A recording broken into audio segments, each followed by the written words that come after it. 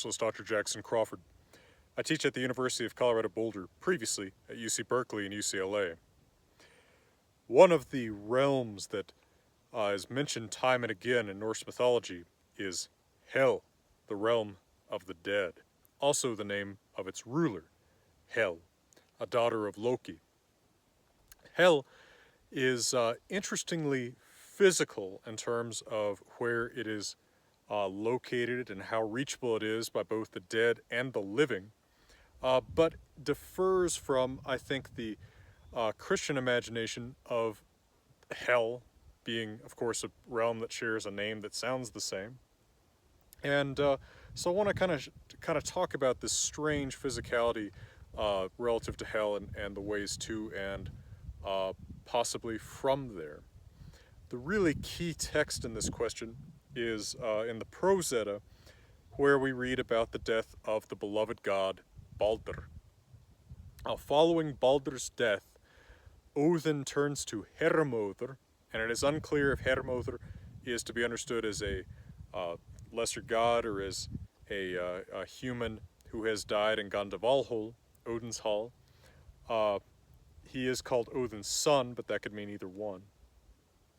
Hermodr volunteers to ride to Hel when the gods ask for a volunteer to ride there and find out if Hel, the being, will allow Balder out of Hel under any conditions. And so Hermodr saddles Sleipnir, Odin's own 8-legged steed, and rides the Helveigr, the Hell Road. It is clear that Snorri's account in the Prose Edda must have been based on poetry because there's a lot of alliteration. We are told that Hermodr rode 9 nights, that alliterates in English and in Old Norse, and of course 9 is a special number in Old Norse, Niu Natr, 9 nights. He rode 9 nights through deep and dark valleys, Djupa, Dukva, Dalla. And he came finally to the river Gjoll, which is spanned by a bridge called Gjallarbrú, literally just bridge of Gjoll. You could read Gjoll as the river Yell, as in holler, which is curious in and of itself. Perhaps this is the river of mourning or something like that, or although maybe that's interpreting it too much.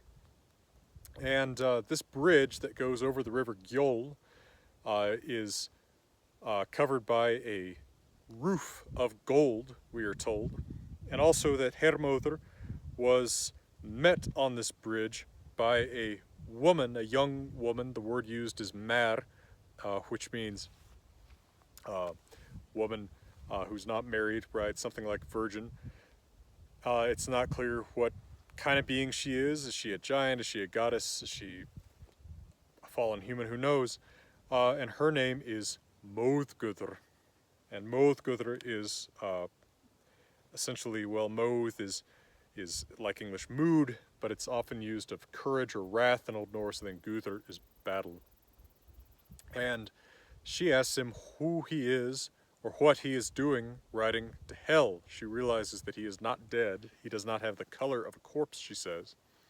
And she also remarks that the previous day, 5 companies, 5 fylki, of men, which sounds like, in this case, means some kind of military group, had ridden on the bridge on Gjallarbrú, heading to Hel. Now, there we have some more alliteration, 5 fylki, FF, but also it's interesting that these are men who died in battle, we can assume, but they are going to Hel rather than to Valhall. This probably reflects an earlier stage of belief where Hel was simply the default destination for everybody, and Valhall emerges as a later conception of where men who die in battle go. But anyway, he introduces his errand and talks to Moðgudr a little bit about the fact that he's there to get Balder back, and he asks if Balder had been seen riding on Helveigr, the road to Hel.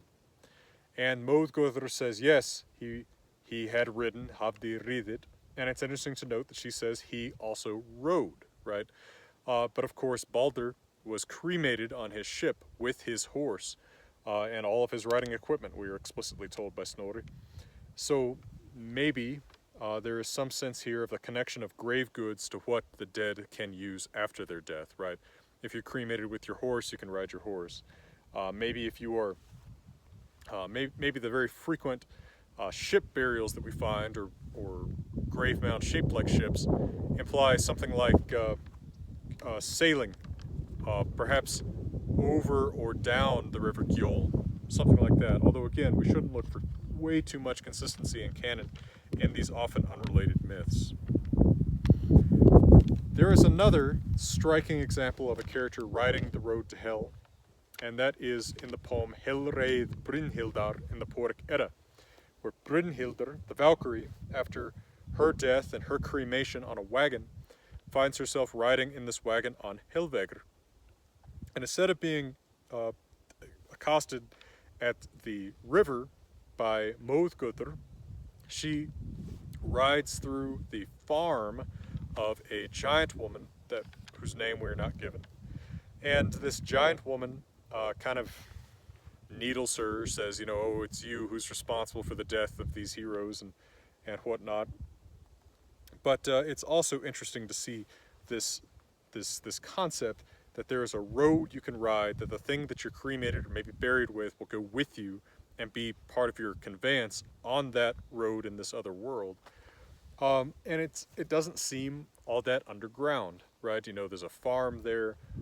When Hermóður comes to the gates of hell, he jumps it in Sleipnir, and he finds inside this feast that's been prepared for Baldur. It doesn't seem that much like the Christian conception of this underground realm where it is darkness and pain and misery. It really just seems like a sort of almost alternate dimension, not to use an anachronistic conception.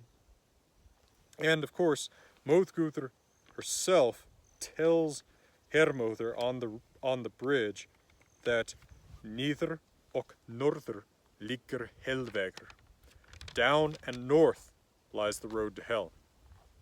And this remains in some Scandinavian idioms today as an insulting way to tell someone to go to hell, go down and north. And it's interesting, again, to note that, you know, this implies some kind of physical way to reach hell, even if you're not dead, right, as Hermóður does. And the gods, of course, when they're trying to get someone to go to hell and Hermóður volunteers, seem to just assume that this is a journey that can be made. You know, I also think about in For Skirnis, where one of the ways that Skirnir threatens Gerður is by saying that she's going to be set up in some place where she's going to be turned away from the world, Heimur, Heimi, that could be Jotunheimur in her context, or maybe Midgardr, and toward hell. And that's interesting because that would imply maybe that her face is down, right, if hell is truly underground. But that doesn't seem to be the implication there at all, since she is said to be in an eagle's nest. So even though hell is often used, much as it is in English today, and has been in English for hundreds of years at least, as a sort of other way of saying down, the underground, right, in the riddles in the saga of Hervor and Haetheric, something that is pointed toward hell is underground. There is a weird physicality to it in a sense that maybe there is an alternative way of reaching this place that does not involve just digging, but involves taking a physical road north and down. I hope these videos are interesting and informative for those of you watching them. If they are, I hope that you'll check out my Patreon, which has been a great source of community, and also, of course, of me just being able to pay my bills. We also have a integrated Discord forum there now, which is a great place for folks who are interested in Norse mythology, the Old Norse language, etc. to talk. And I have translated the Poetic Edda and the Saga of the Volsungs. I hope that you'll check those out if you haven't yet.